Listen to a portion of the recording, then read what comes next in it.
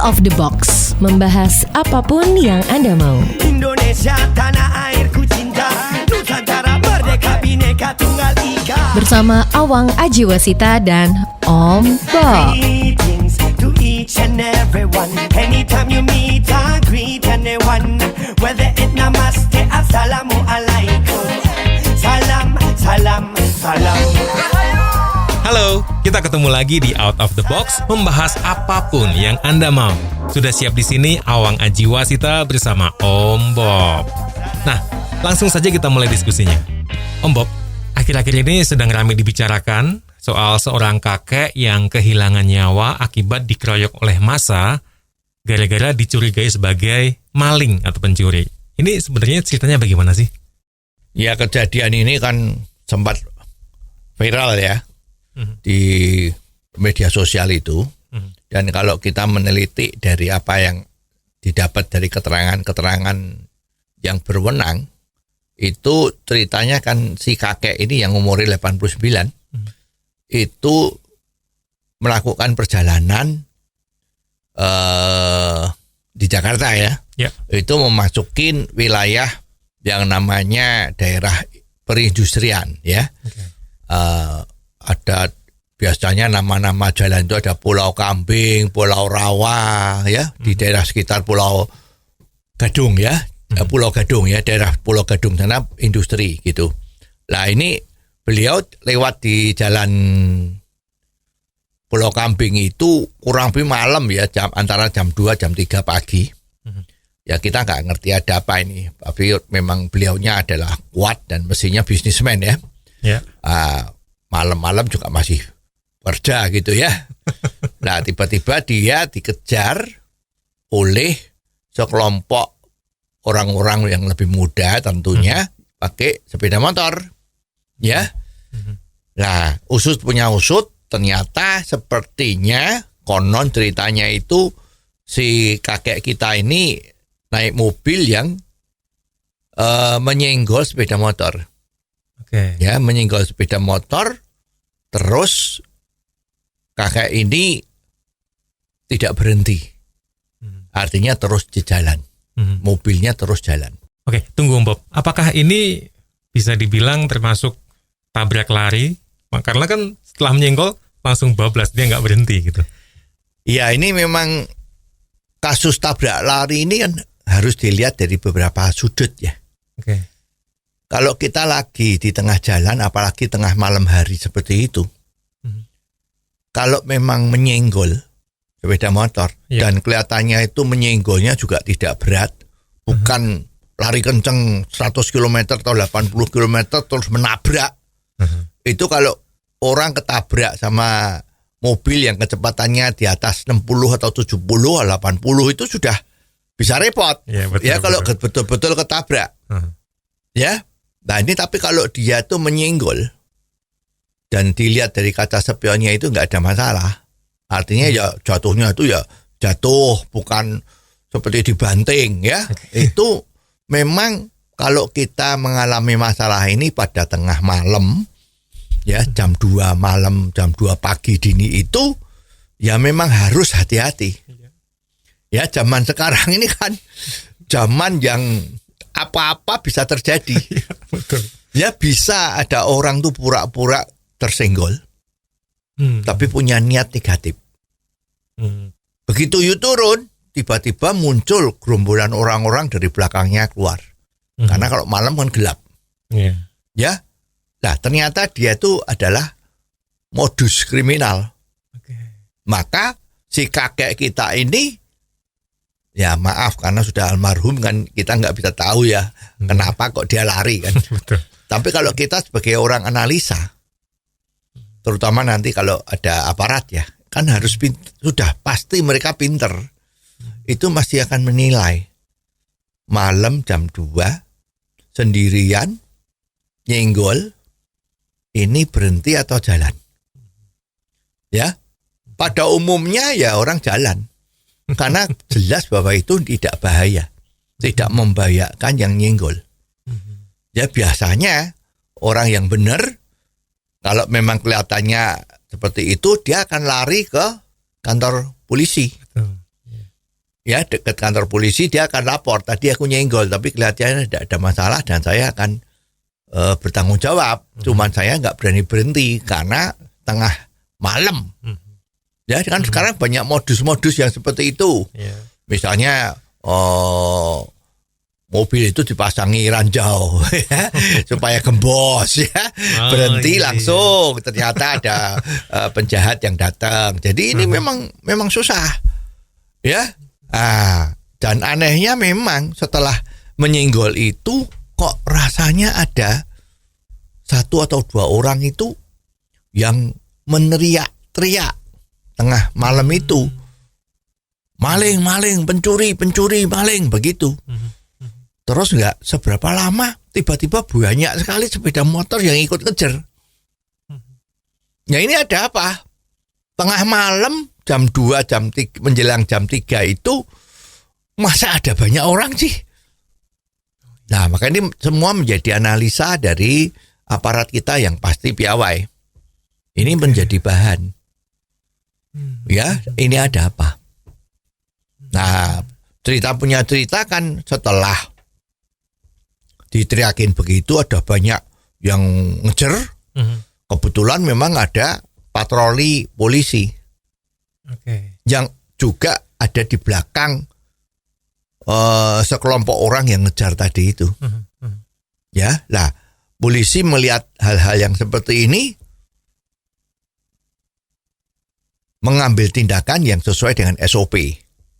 Ya, karena gerombolannya itu seperti itu dan mobil itu sudah menjadi berhenti. Ya, kelihatan bahwa mobil itu lagi dikerubuti sama massa itu. Kalau kita dengar ceritanya itu kan ada yang nendang-nendang mobil, ada yang memecah kacanya, ada yang menyeret kakek kita ini yang umurnya 89. Ya, ada yang bawa pentung, ada yang bawa batu, ada yang lepas helmnya, mungkin mau dipukulkan di kepalanya gitu kan. Nah, polisi sesuai dengan SOP-nya dia melepaskan tembakan peringatan. Ya, tembakan peringatan, tetapi rasanya kok namanya juga massa ya, sudah bersama-sama mengeroyok atau ada satu victim, ada satu korban, ada satu yang dituduh tadi lari atau pencuri itu, wah udah emosinya nggak bisa ditahan ya, seolah-olah emosi yang nggak bisa ditahan gitu ya. Jadi tembakan peringatan dari polisi tadi itu juga sepertinya diabaikan ya. Konon pistolnya itu, senjata apinya itu adalah senjata api gas air mata sepertinya ya, jadi bukan peluru tajam. Nah, tapi biasanya kalau orang normal kalau kena suara ada letusan senjata api kan ya sudah langsung berhenti karena ini sepertinya kan peringatan kan. Betul. Ini ternyata enggak ya, masih dipukuli terus sampai mati. Itu kan sudah ada polisi, Om Bob. Kenapa polisinya tidak bisa mencegah itu ya? Ya, mestinya bukannya tidak bisa. Kalau bisa mestinya bisa. Ya, bukan tidak bisa. Mungkin memang ada semacam SOP yang nggak berani dilanggar. Kemungkinan kita nggak ngerti SOP-nya aparat keamanan kalau ada seperti itu bagaimana kan kita nggak tahu. Ya, tapi mestinya ya aparat kita ini kan punya alat komunikasi. Pasti kan pos-pos penjagaan di aparat kita itu kan pasti 24 jam standby. Apalagi dia patroli. Pasti setiap saat kalau butuh minta bantuan pasti bisa datang. Memang ini perlu dipertanyakan, kok polisi ada di dalam kejadian itu, di mana polisi itu kah juga dilengkapi dengan persenjataan. Kok tidak bisa melerai, tidak bisa menghentikan? Ini juga memang menjadi banyak pertanyaan. Mungkin jadi pertanyaan lagi nih Om Bob. Ketika muncul tembakan peringatan, kenapa kok masyarakat ini tetap cuek ya? Ya, makanya kita nggak ngerti what happened.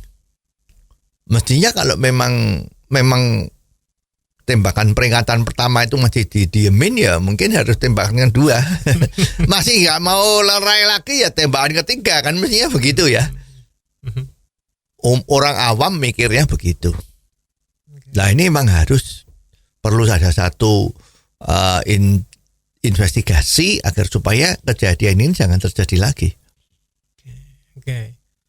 Nah, balik lagi kalau kita ngelihat secara umum nih Om Bob, adanya aksi main hakim sendiri. Kenapa masih juga sampai sekarang sering kita temuin kejadian-kejadian main hakim sendiri di beberapa tempat di Indonesia? Kira-kira kenapa ya?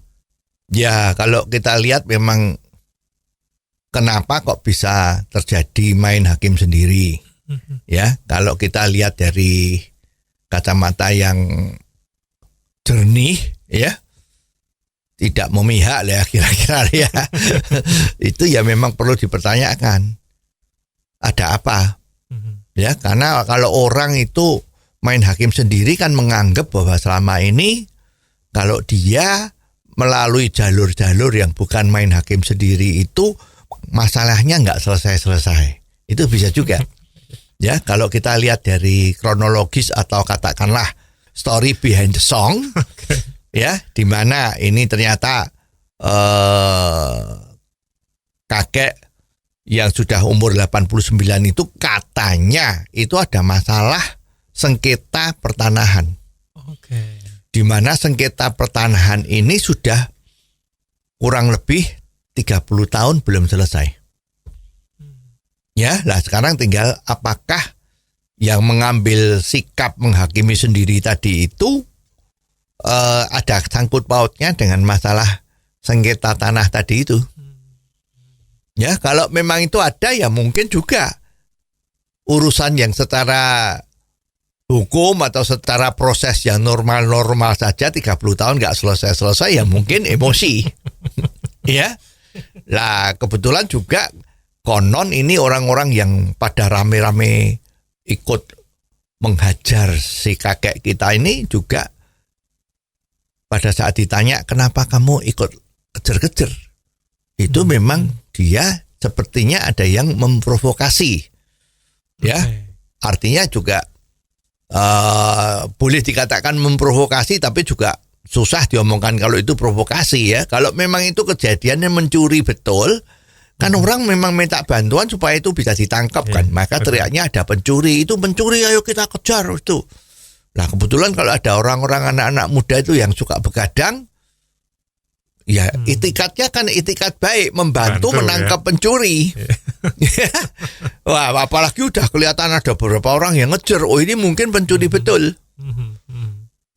Ya jadi ini memang kejadian yang seperti ini kan pernah ada juga orang yang mencuri dikejar sama orang malah dia balik. Orang yang mengejar itu dikejar kan lari takut ya kan karena kalah besar badannya, tapi pencurinya yang berteriak-teriak maling. Nah, orang yang kena hilang barangnya tadi itu karena badannya kalah besar sama pencurinya atau malingnya, karena niat yang mengejar malah mau dipukul kan lari. Pada saat lari lah pencurinya teriak-teriak itu maling gitu. Nah, masa kan tidak tahu, dipikir yang lari pastinya malingnya betul. Ini juga dikejar kan, juga dipukulin. Nah, tiba-tiba malingnya sendiri malah lari, hilang nggak tahu kemana. Nah, ini juga seperti ini. Jadi ada dorongan-dorongan emosi yang karena ada yang tadi itu dalam tanda petik ada provokator yang bilang pencuri, ya otomatis emosinya udah nggak bisa dikendaliin. Ya dasarnya sekarang kan ya banyak contoh-contoh itu di televisi misalnya kan banyak kan tindakan-tindakan main hakim sendiri atau tindakan-tindakan yang agak brutal ya. Lah itu kan orang juga nganggep wah ini kesempatan ya. Jadi pada saat ada tembakan dari polisi aparat untuk peringatan juga dicuekin karena dia memang nganggap ini yang dipukulin polisi, yang dipukulin adalah pencuri. Kan seolah-olah nggak salah. Iya betul. Nah itu terjadinya seperti itu. Kalau kita mau melihat ya dengan kacamata yang jernih, ya mungkin itu salah satu sebabnya kenapa kok main hakim sendiri itu terjadi. Kalau hal-hal seperti ini apakah bisa diantisipasi ya supaya tidak ada aksi main hakim sendiri gitu? Ya, sebetulnya memang biasanya itu kan dilihat dari ke arah belakang. Ya, sekarang ini kalau ada orang main hakim sendiri, itu apa yang dilakukan oleh aparat di dalam mengatasi masalah ini? Ya, jadi kalau kemarin kan ada itu yang pencuri, misalnya di kampung mencuri ayam, wah itu dipukuli sampai babak bunyi. Ada yang lari mencuri handphone, ya ketangkep terus dipukulin, ya. Nah, ini diapain sama aparat? Ya, katakanlah ya diapain sama hukumnya, memang itu harus dihukumkan orang yang melakukan hakim sendiri. Tetapi kan kelihatannya nggak ada itu. Jadi mungkin ada ceritanya jalan damai, ya. Jadi yang menderita juga sudah tidak nuntut, menerima, memaafkan. Jadi tidak sampai ke pengadilan. Nah, ini memang susah. Kalau semua model penghakiman sendiri ini terus diselesaikan dengan damai, artinya tidak dilanjutkan proses hukumnya. Nah, ini kan orang juga nganggep kalau mau main hakim sendiri ya paling didamaikan. Ini yang bikin salah satu sebab.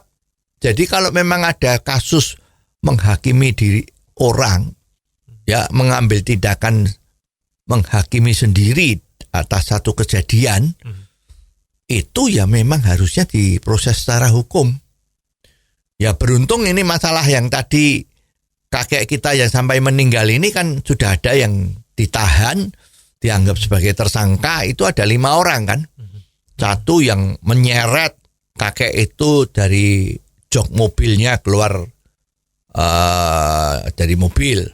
Terus ada yang menendang-nendang kakeknya, dadanya sama kepalanya itu juga jadikan tersangka. Tersangka itu terdakwa ya.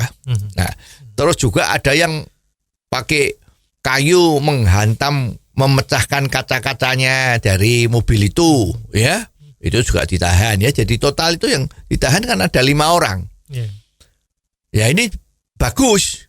Cuman sekarang yang sudah ditahan ini nanti diapain? Jangan ini telah selesai tiba-tiba damai. Ya mungkin dari keluarganya kakeknya, ya kakek ini kan umurnya 89, mungkin anak-anaknya umurnya 40, 50 atau 60, itu mungkin terus diajak damai, minta maaf, ini khilaf. Khilaf kok sampai membunuh orang ya. Nah, ini harus diberesin bener. Ya kalau nggak diberesin bener ya repot. Nanti dianggap kejadian-kejadian seperti ini adalah wajar. Asal korbannya memberi maaf terus selesai. Ya, ini repot. Oke, Om Bob, kalau kita lihat di tempat lain, ya bisa kita bilang ini adalah main hakim sendiri tapi antar kelompok yang saling menyerang satu sama lain. Apakah ini juga bisa masuk di main hakim sendiri ya? Ya kalau memang itu kejadiannya itu adalah pertengkaran atau perkelahian antara kelompok, itu kasusnya udah beda. Ini kan orang yang dihakimi sendiri kan. Ya jadi kalau memang itu misalnya ada satu perkelahian antara kelompok, ya itu memang harus didamaikan. Terus disidiki yang salah siapa, ya terus diambil tindakan yang salah. Kan kalau negara demokrasi ini kan konsepnya kan you boleh ngomong saja, tapi jangan main pukul, jangan main tangan. Berdebat boleh, adu argumentasi boleh, silahkan. Ya mau teriak-teriak sampai suaranya habis nggak apa-apa. Tapi jangan main tangan, jangan main pukul, apalagi bawa pentung, lempar batu nggak boleh. Itu sudah menuju ke kriminal. Itu silahkan saja. Ya jadi sebetulnya yang ada kasus-kasus yang hampir mirip itu adalah misalnya loh ya. Tapi ya ini masalahnya kan juga mungkin ada kaitannya dengan politik. Ya. Ada orang yang sengaja mancing-mancing misalnya, tapi ini kasusnya politik, bisa juga jadi misalnya loh ya. Ada orang yang beribadah.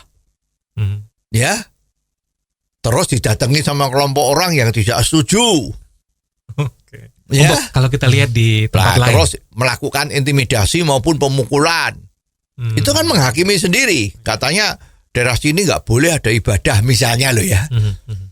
Wah, dia kan merasa ini kok nggak boleh ibadah di sini, kok ibadah di sini kan, dia main hakim kan. Padahal urusan ini kan urusan pemerintah. Betul. Nah ini kan menghakimi sendiri, nggak boleh. Ini harus ditangkap, harus diselidiki, harus diinvestigasi, bila perlu dihukum. Kalau sampai menimbulkan kerugian ya, artinya memukul orang, melakukan tindakan kriminal ya harus ditangkap dan diadili. Jangan lantas didamaikan lagi. Ya didamaikan lagi ini ya sudah terlalu sering ya. Jadi orang merasa wah nggak apa-apa, kalau ini kelompok pemerintah pasti takut. Ya kemarin kejadian kakek ini kan maaf ya, mungkin ya bukan takut lah ya, mungkin sedang cari bantuan. Itu ada aparat yang sudah melepaskan tembakan peringatan, tapi rasanya kan dia tidak bisa berbuat apa-apa. Ya mungkin karena kelompoknya banyak, 5 orang atau 20 orang, dia cuma sendirian gimana gitu kan. Nah ini kan repot. Ya jadi memang ya yang namanya aparat itu kan pelindung masyarakat ya. Betul. Harus dilakukan effort atau usaha yang mati-matian agar ini jangan terjadi. Jadi panggil bantuan. Dia harus tetap melerai, nggak boleh. Ya, awas, jangan main pukul lagi. Kalau pukul saya tembak, pakai ancaman-ancaman begitu kan. Kan sebetulnya di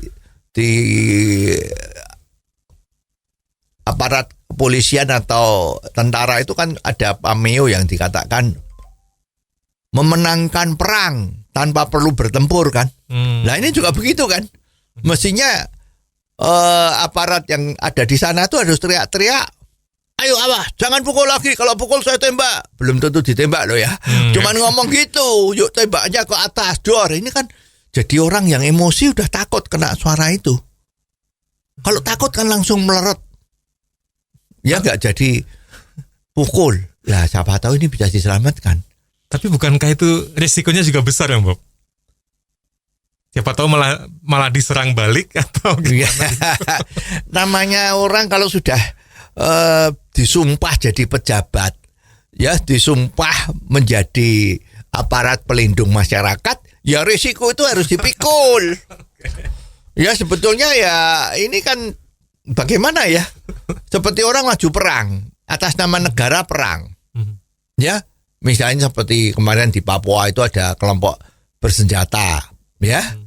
Terus kita punya tentara membantu pemerintah untuk mengamankan daerahnya. Nah, kalau takut gimana? Ya kalau takut jangan jadi tentara kan. Jangan jadi polisi. Karena udah dididik supaya nggak boleh takut, membela yang benar, membela negara. Ya, jadi kalau misalnya meninggal, ya dapat nama harum kan. Keluarganya ini keluarga pahlawan yang tidak akan dilupakan, yang akan selalu diingat sama masyarakat, sama rakyatnya. Jadi di sini memang diperlukan pendidikan mental yang kuat. Nah, harus dikasih contoh ini. Ya, seperti kembali ke tadi itu yang kelompok tadi itu. Nah, kalau kita lihat tuh kelompok yang terjadi selama ini ya, misalnya kalau dari yang agama itu kan ada itu, ya Ahmadiyah itu sering diserang toh itu di daerah-daerah tertentu. Ya, kalau kita lihat di televisi itu kan kelihatannya aparatnya juga mengamankan, tapi kok mengamankan siapa sering-sering dipertanyakan. Ya, jadi tiba-tiba bangunannya terbakar habis, misalnya seperti itu, ya. Terus kalau misalnya dari kelompoknya yang merasa ditindas atau merasa dibully, di macam-macam itu mau melakukan semacam pembelaan diri atau bagaimana, malah nggak boleh, jangan, misalnya seperti itu ya. Ya, contoh-contoh seperti itu ya. Ini kan banyak cerita-ceritaan yang seperti itu. Nah, jadi memang kejadian ini mungkin momennya sekarang udah pas. Ya, 5 orang yang tadi dijadikan tersangka itu memang betul-betul harus dihukum keras. Ya, dihukum keras, di samping melakukan hakim sendiri, mengakibatkan orang meninggal. Nyawanya hilang. Berarti kan dia membunuh. Nah, hukumannya harus berat. Hukuman berat, sidangnya dilakukan terbuka, bila perlu, ya live, ya. Live TV ya, jadi disiarankan langsung, siapa orang delot dibuka semua supaya kelihatan semua dan semua tahu bahwa ini akibatnya itu kalau you berbuat menghakimi sendiri itu hukumannya berat, harus dikelihatin semua, jadi orang pada takut.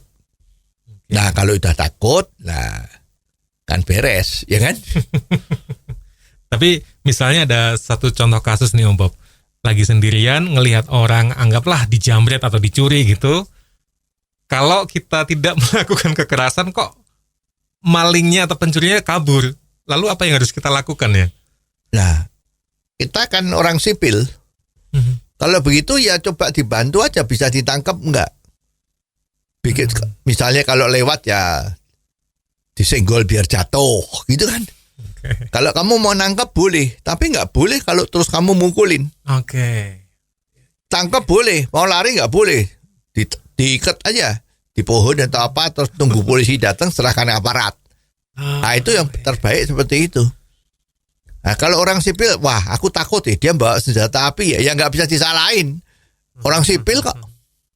Menarik juga, tapi apakah kalau kita kawal secara umum, maksudnya disiarkan secara live, bla-blaan seperti itu, apakah itu juga nanti bisa memberikan dampak atau efek jera ke pihak lainnya? Ya ini kan memang kasus ini kan kalau didiamin mungkin masyarakat cepat lupa. Ya, masyarakat Indonesia itu kan terkenal suka lupa. Cepat lupa. Kalau ada peristiwa itu yang seharusnya tidak boleh lupa tapi cepat lupa. Ya udahlah seperti itulah. Nah, makanya urusan seperti ini harusnya memang harus dikawal. Ya, Komnas HAM itu sebetulnya juga harus mengawal kasus ini. Karena ini orang sipil yang dihakimi sama orang sipil sampai meninggal itu juga harus dikawal sama Komnas HAM. Selama ini Komnas HAM kan sepertinya kan mengawal orang-orang yang kena masalah dengan pemerintah misalnya ya, seperti hak-hak asasinya kena dilanggar gitu, itu kan dibela mati-matian kan. Nah, sekarang ini mestinya kasus yang seperti ini juga begitu. Ya karena ini masyarakat sipil yang umurnya 89 itu udah meninggal, apa daya dia. Mau nuntut kepada siapa kan nggak bisa. Jadi memang Komnas HAM ini juga harus ikut.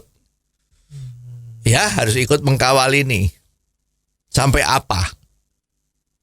Ya, seperti kemarin kalau ada kasus korupsi itu kan Indonesian Corruption Watch itu yang sepertinya kalau nggak salah itu kan dikepalai oleh Mas Bonyamin kan. Itu kan gencar sekali itu mengawal masalah korupsi. Akhirnya kan kena semua kan, yang gede-gede itu kan yang dikawal sama beliaunya. Nah ini juga, kasus ini juga harus ada orang-orang yang seperti Bonyamin ini. Komnas HAM atau apa itu harus mengawal. Sampai masuk ke pengadilan. Dan diusahakan ini harus live. Seluruh masyarakat Indonesia yang banyak sekali harus bisa tahu proses pengadilannya ini. Ya, jangan dilakukan diem-diem tapi harus terbuka. Semua orang bisa mengikuti. Oke, berarti itu artinya nanti hasilnya akan bagus atau positif gitu Om Pop? Ya belum tentu. Ya, hati-hati. Ini kalau sudah diadili secara live, itu kan situasinya udah nggak bisa direkayasa kan. Apa yang terjadi udah kelihatan. Nah kalau maaf ya, kalau hakimnya itu ternyata visinya berbeda atau dia punya putusan itu tidak sesuai dengan keinginan masyarakat. Ya mungkin dia bilang ya udah ini kakak ini toh umurnya sudah 89. kalau ini ada kejadian seperti ini, punya pendapat ini ya namanya nasib. Apes ya. Kalau dari pembelanya pinter kan ngomong itu mukulnya itu nggak dipukul betulan. Mungkin kakeknya itu meninggal karena kaget jantung, mungkin ya kan. Jadi nanti kalau sampai pendapatnya hakimnya itu beda dengan masyarakat,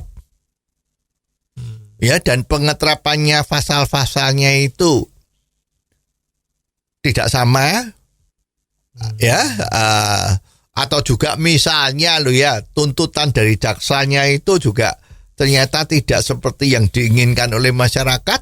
Lah sidangnya kan hasilnya kan kurang kuat. Mungkin lo ya, tadi kalau 5 orang tadi yang bunuh itu tadi, terus dengan alasan kelakuan baik, selama dalam sidang memberi keterangannya kooperatif, tidak tidak mempersulit sidang, dan kelihatannya terdakwa tadi itu sudah menyesal sekali, bila perlu waktu sidang tuh nangis-nangis gitu kan, ya, kelihatan soleh sekali gitu misalnya kan. Wah, terus hakimnya nganggep, oh ini orangnya sudah insyaf. Pengadilan itu atau hukuman itu kan tujuannya membuat orang supaya menjadi baik. Betul. Nah, kalau ini dihukum 20 tahun atau seumur hidup, kapan dia bisa kembali ke masyarakat dengan baik? Dengan hati yang suasana, dengan kelakuan yang jadi baik. Kan tujuannya tidak tercapai. Ini ngomong kosong loh ya. Jadi ini cuman ngomongan orang-orang yang tidak ngerti hukum lah ya. Terus hukumannya ternyata ya cuman 2 tahun, 1 tahun. Ini karena masih muda. Itu ada yang muda itu kalau nggak salah umur 18 atau berapa itu. Ini dia masih mempunyai masa depan yang baik, maka hukumannya tidak berat-berat. Nah, ini kalau di sidang langsung begitu, orang pada tahu kan. Oh, jebule kalau sekarang main hakim sendiri Cuman segitu. hukumannya cuma segitu. Waduh, nanti kalau aku dendam sama satu orang mungkin hanya masalah pembagian tidak adil dari rokok yang diminta, misalnya begitu ya. Nah itu terus nanti aku diam-diam tak bunuh aja, tak tusuk dari belakang. Cuman 2 tahun. Tapi kan puas. Ya ini kan banyak itu kejadian sekarang kalau kita dengar berita itu ya. Karena dihina sama tetangganya, terus marah. Ya, kenapa kamu membunuh? Ya karena aku minta uang jajan nggak dikasih. Itu ada kan? Neneknya sendiri atau apanya itu, ya kan? Kalau saya dendam karena dia mengatakan saya kok orangnya kok bodoh sekali, saya marah. Terus saya bunuh. Wah, itu gimana? Ya jadi betul-betul kalau dikawal ya dikawal semua. Ya ini harus dikawal ini pasal apa yang dikenakan macam-macam lah, ini memang diperlukan perjuangan. Dikawal betul, terus hakimnya yang nyidang, ini track recordnya gimana? Jangan seperti yang hakim yang menyidang korupsi yang kemarin ditangkap di Surabaya itu loh ya.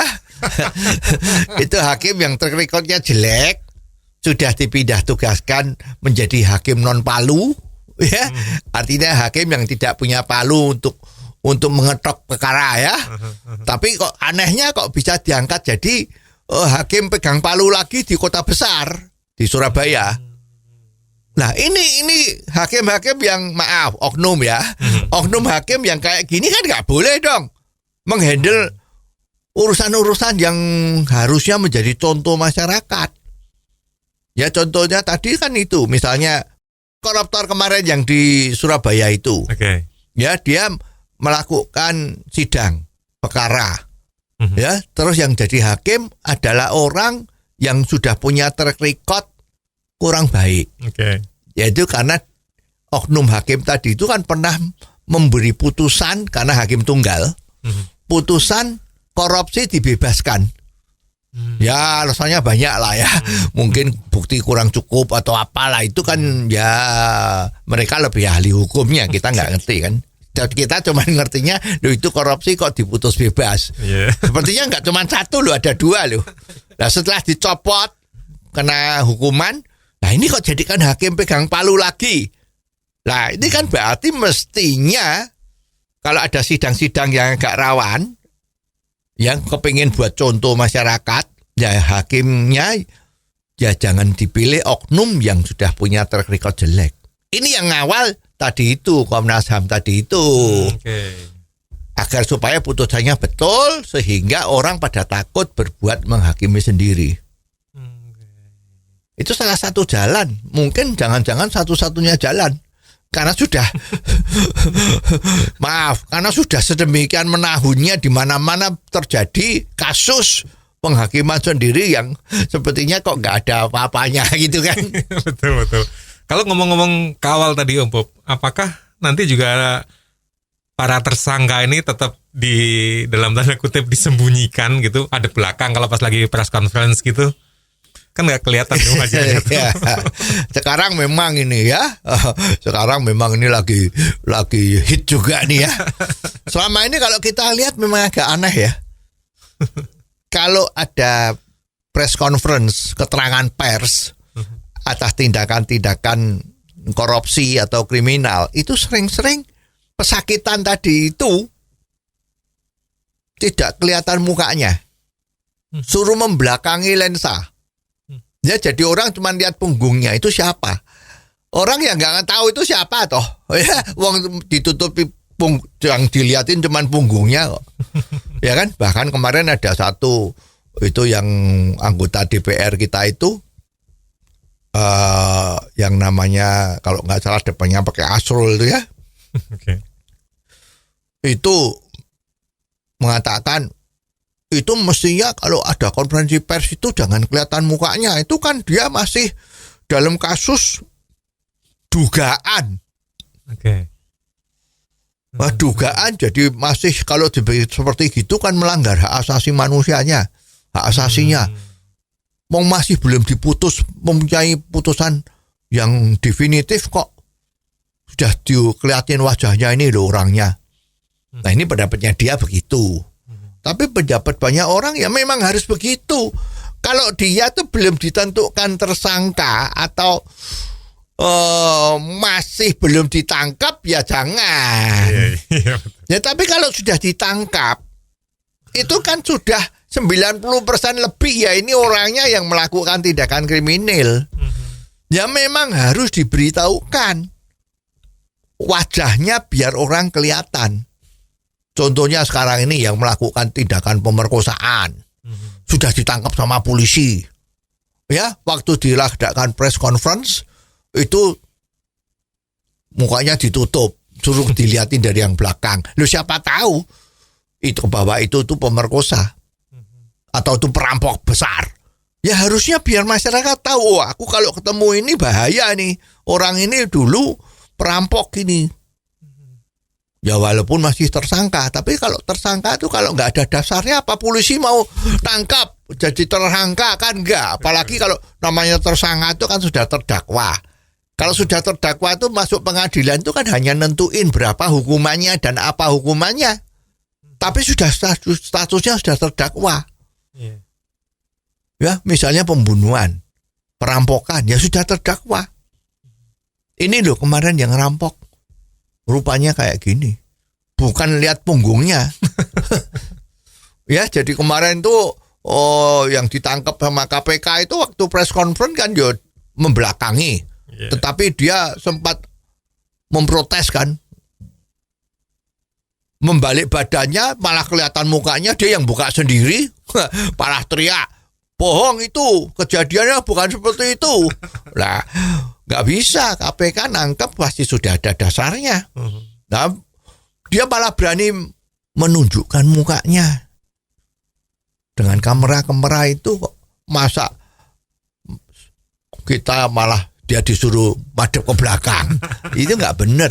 Jadi nggak bisa, ini nggak benar. Jadi orang juga nggak takut. Apalagi itu kalau orang yang tersangka korupsi ya, terkoruptor waktu ditangkap sama KPK di gedung KPK itu malah ketawa-tawa, senyum-senyum, dada-dada, malah bangga. Lah itu gimana? Kayak begitu kok waktu di press conference kok nggak usah dilihatin mukanya, kasihan dia hak asasinya. Nah, ini ya tidak betul. Om Bob, sebelum kita closing nih, Ini menarik banget diskusinya. Tapi ada nggak ya jurus-jurus tambahan gitu atau langkah-langkah yang bisa ditempuh terkait dengan aksi main hakim sendiri yang cukup marak di Indonesia akhir-akhir ini? Ya, kalau memang efek jerahnya mau betul-betul terasa, ya hasil-hasil yang seperti ini, ya sidang-sidang atau putusan-putusan yang betul-betul mewakili kehendak dari masyarakat, itu harus dipublikasikan besar-besaran. Ya, nah ini tugasnya dari aparat kan. Kepengen nggak ini sebagian besar masyarakat Indonesia itu tahu bahwa akibat seperti ini hukumannya begini. Ya, nah, dibuatkan TikTok-nya, Facebook-nya, YouTube-nya, ya. Dan jangan lupa dititipkan ke selebriti itu kan punya YouTube, punya follower banyak itu, ya kan? Ya dititipkan sana. Hei, Bung, ini kasus seperti ini kita harus bantu agar supaya jangan terjadi lagi. Ya, ini saya punya rekaman 15 atau 30 detik. You upload ya, you posting ya di tempat IG-nya you. Gitu dong. Ya, minta tolong masa nggak mau mereka. Selebrit yang katanya followernya 10 juta. 5 juta, jangan isinya cuman pamer-pameran kalau dia punya tas mewah, naik pesawat pribadi atau makan pagi di atas kapal pesiar, jangan gitu. Ini ayo membantu negara supaya orang jangan takut. Ya, nah ini harus dilakukan.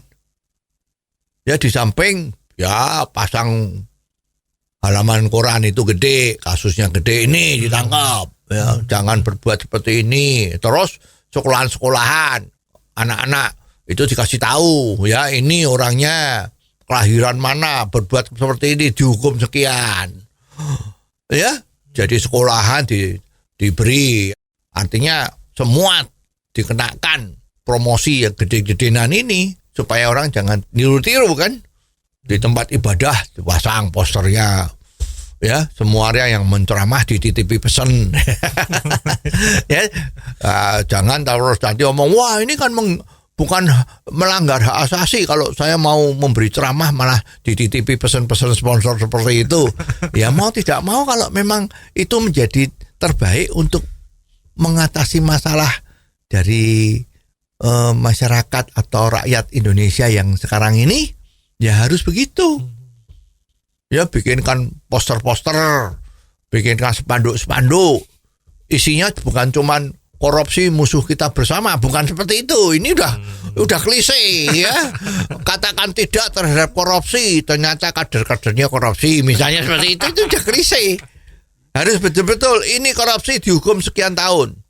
Ini korupsi dihukum sekian. Ini kriminal dibuat seperti ini. Ini tokoh hakim menghakimi sendiri, hukumannya sekian. Itu dipublikasikan sebesar-besarnya. Nah kalau itu dilakukan, saya yakin kok ya, nanti cepatlah data kriminalitas, data korupsi kan merosot. Tapi kalau sekarang ini kan enggak. Ya, orang merasa makin lama kok korupsi juga enggak habis-habis ya lah. Ya, kriminal kok juga enggak habis-habis. Penipu-penipu ya masuk, dibegituin. Diekspos besar-besaran. Ya biaya ada kok. Ya. Jangan cuman untuk promosi besar-besaran kalau mau mencalonkan diri itu pasang baliho yang gede-gede itu. Ya harusnya dipasang lah. Ini loh dihukum sekian puluh tahun, ini loh dihukum sekian tahun, jadi orang pada takut. Gitu. Seru kan kalau sudah seperti itu? Iya seru. Tapi kita lihat nih apa yang nanti akan terjadi. Kira-kira berani nggak ya? Karena ini kan langkah yang out of the box ya. Oke, dan sekian episode kali ini. Terima kasih banyak Om Bob atas diskusinya. Dan terima kasih untuk kebersamaan Anda. Kalau Anda punya komentar, silakan dikirim ke 0878 55907788. Jangan Anda lewatkan Out of the Box versi singkat atau pendek dalam program Underline yang setiap hari disiarkan di radio kesayangan Anda ini. Anda pun bisa mengikuti Out of the Box melalui indotv.live. Sampai ketemu di episode selanjutnya, Awang Ajiwasita bersama Om Bob. Tentunya di Out of the Box membahas apapun yang Anda mau. Out of the Box, membahas apapun yang Anda mau.